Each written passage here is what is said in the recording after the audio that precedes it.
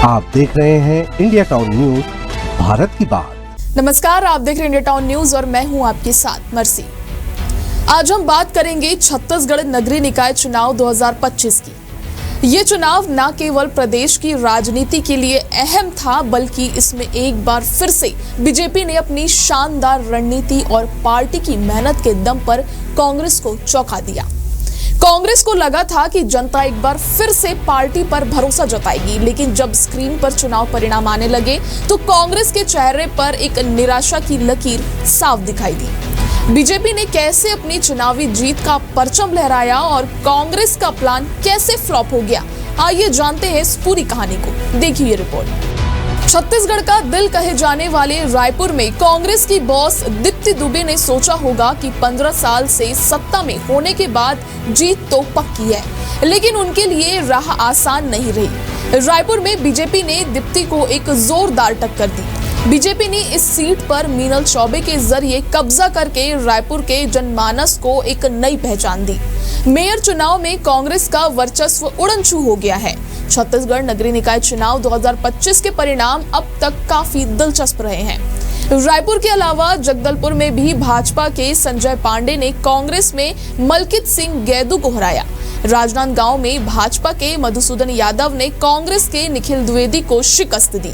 इसी तरह रायगढ़, धमतरी और कोरबा जैसे अहम नगर निगमों में भाजपा ने कड़ी टक्कर देते हुए अपनी स्थिति मजबूत की। तो वहीं कुनकुरी नगर पंचायत में कांग्रेस ने बढ़त बनाते हुए भाजपा को पीछे छोड़ दिया। कांग्रेस की बात करें तो कांग्रेस ने व्यक्तिगत राजनीति पर ज्यादा फोकस किया। कांग्रेस की सबसे बड़ी गलती यही रही कि उन्होंने चुनाव में पार्टी लाइन पर ध्यान देने के बजाय व्यक्तिगत राजनीति पर ज्यादा जोर दिया। रायपुर में बीजेपी ने युवा वर्ग और वर्किंग क्लास को अपनी ओर खींच लिया, वहीं कांग्रेस पुरानी रणनीतियों और चेहरों के पीछे छिपी रही, जिसका असर चुनावी नतीजों में देखने को मिला। लेकिन जब आप चमत्कारी जीत के बारे में सोचते हो तो कुनकुरी नाम सुनाई देता है, लेकिन ये भी एक राहत की बात थी। कुनकुरी नगर पंचायत में कांग्रेस ने भले ही एक छोटी सी जीत हासिल की हो, लेकिन इसका बड़ा असर राजनीति पर पड़ा है। मुख्यमंत्री विष्णुदेव साय के क्षेत्र में यह जीत कांग्रेस के लिए कोई बड़ा चमत्कार नहीं बना पाई। यहां कांग्रेस के विनयशील ने बीजेपी के सुतबल यादव को हराया। इस तरह कुनकुरी में कांग्रेस को कुछ राहत मिली, लेकिन यह बीजेपी की बहुमत की दिशा को बदलने में कामयाब नहीं हो सका। कांग्रेस ने कहीं ना कहीं चुनावों में अपनी रणनीति को सही ढंग से नहीं ढाला। बीजेपी ने छोटे स्थानीय मुद्दों को पहचानते हुए राजनीति में जितनी हवा चलनी थी उतनी पकड़ बना ली।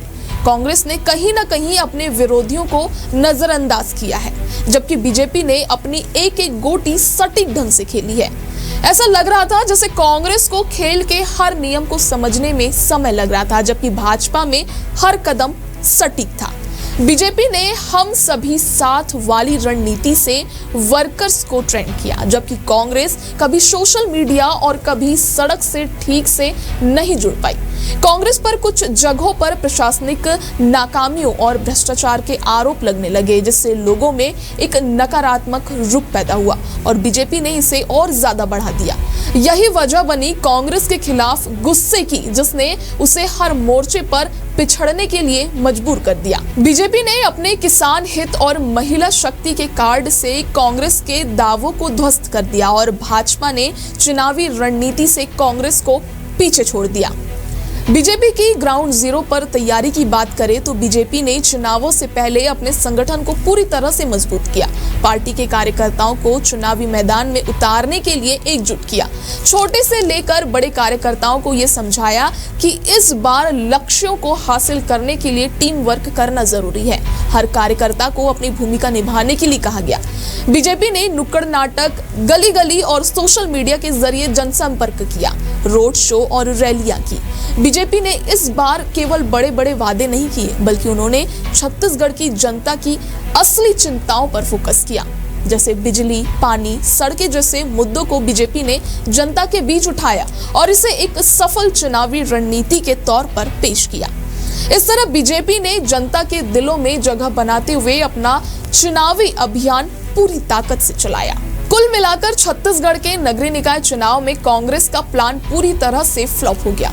कांग्रेस की रणनीति में कमी, भ्रष्टाचार के आरोप और बीजेपी की सटीक चुनावी रणनीति ने उसे हर मोर्चे पर पीछे छोड़ दिया। बीजेपी ने अपने हर कदम को सोचा, समझा और सटीक तरीके से खेला, जबकि कांग्रेस अपनी पुरानी शैली और नेताओं के भरोसे चुनावी मैदान में उतरी। अब देखना ये होगा कि कांग्रेस अपनी स्थिति को सुधारने के लिए क्या कदम उठाती है। इसी के साथ इस रिपोर्ट में इतना ही। हम फिर से लौटेंगे नए अपडेट्स के साथ। तब तक के लिए मुझे दीजिए इजाजत और देखते रहिए इंडिया टाउन न्यूज, भारत की बात। नमस्कार।